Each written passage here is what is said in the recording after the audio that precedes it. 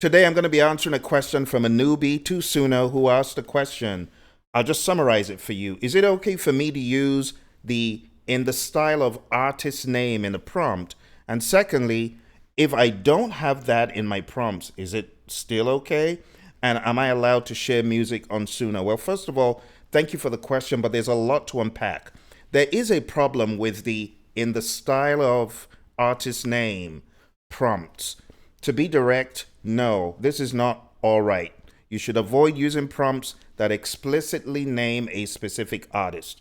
And here's a breakdown of why this is a significant risk for you, even as a hobbyist. Number one, you don't have permission, right of publicity. First and foremost, you do not have the permission to use a person's name to generate a product, even a digital one. An artist's name, their voice, and likeness are protected by something called the right of publicity. And this is separate from the copyright. It means you cannot use someone's identity for commercial or promotional purposes without their consent. Just think about it. If someone did that to you in the reverse, how would you feel? You probably wouldn't feel good about it, would you? At least you would want permission, and it's up to you to say yes or no. So, by typing in the style of an artist, you are using their identity and their brand to guide the creation of your work. And this is a clear infringement of that right. Secondly, the platform will likely block you. Platforms like Suno are becoming increasingly aware of the massive legal risk involved, and to protect themselves, they are implementing filters and updating their terms of service to forbid this kind of activity. Whether you put it in the lyrics, whether you put it in the style prompt, you will be caught eventually.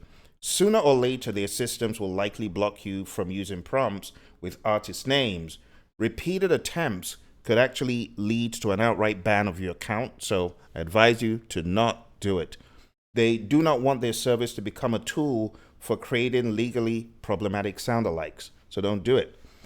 Now, thirdly, remember that all your prompts, whether you end up deleting the songs or not, there is a record, there's a paper trail, there's a digital trail of what you're doing. So your prompts are evidence in a court of law. This is the most critical point to understand. Even if a prompt with the artist name slips through the cracks on Suno's platforms or UDO's platforms and produces music, you are creating permanent record of your intent.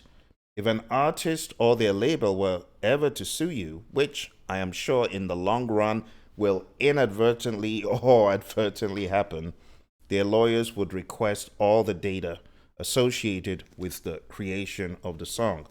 When the prompts are examined, a phrase like in the style of, let's say, Stevie Nicks, that's undeniable proof that you intentionally try to copy her unique sound and style. And it makes it nearly impossible to argue that the similarity was a coincidence. You get what I mean?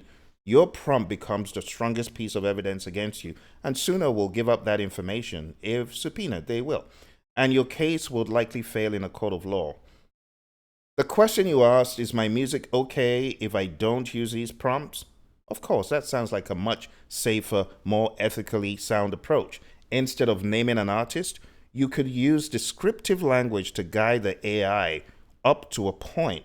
Focus on the characteristics of the music you want to create. So instead of saying in the style of Johnny Cash, what would be acceptable is a deep baritone male vocal with a country western storytelling style, featuring a simple acoustic rhythm and a sparse boom chicka boom drum style or drum beat. Instead of saying in the style of the, let's say, Cranberries, you could say a female lead vocal with ethereal quality, 90s alternative rock with shimmering guitars and a powerful drum beat, something like that. And by so doing, you're guiding the AI based on musical attributes, not attempting to replicate a protected artist's identity. This greatly reduces your legal risk. Now, beyond that, I would say, as a musician, right, as an artist, why do that if you are a musician? Is that the cap on your musical ability? You shouldn't have to want to mimic another artist. Be your original self. think about what you're trying to convey as opposed to thinking about a different artist. And I know you are a hobbyist, but bad habits die hard. So when one gets into the habit of wanting to copy another artist exactly, your originality is diminished. I want to encourage you to try not to do that. Even as a hobbyist, try to come up with your own idea, your own description. Just describe what you're looking for in an organic way without trying to exactly copy the style or the sound of an artist intentionally. You get what I'm saying? So when you seek out to prompt based on what you want to hear as opposed to trying to model it after the sound of someone else. The other question you ask, can one upload Suno songs to YouTube? It depends on the Suno terms of service and your subscription level. If you haven't watched my video about that, you might want to check your subscription. Those on the free tier, trial tiers on AI platforms, those platforms do not grant you commercial rights to the music you create. You usually need a paid subscription, which will grant you ownership and a license to use the songs commercially, like monetizing them on YouTube. I encourage you to watch the video about Suno's terms of service.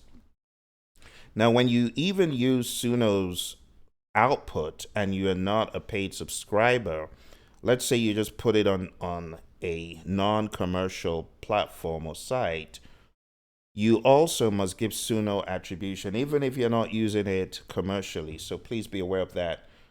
When it comes to YouTube's content ID, even if you have rights from Suno, YouTube uses an automated system called Content ID to scan for copyright infringement. So not right now, but in the future, it's possible that the AI could, say, generate a melody or chord progression that Suno eventually detects does not come under one of their plans. It's not happening right now, but it's always good to cover yourself and think about the future. Now, what is the worst that could happen? Perhaps your work gets removed. Perhaps you get warned to take it down. Right? It could also result in a copyright claim.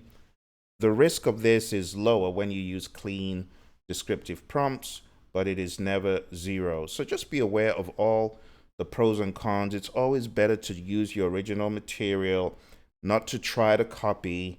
Just in your prompts, make sure that it is void of any in the style of when it comes to a particular artist. So in summary, it is generally possible to upload Suno songs to YouTube if you are on a paid plan that gives you commercial rights, but you should be prepared for the possibility of content ID claims. So understand, I'm not a lawyer. I'm giving you my own best practice advice and understanding based on what I read and based on what I know about music. Okay? I wish you all the very best as you continue experimenting. Keep it safe and all the very best.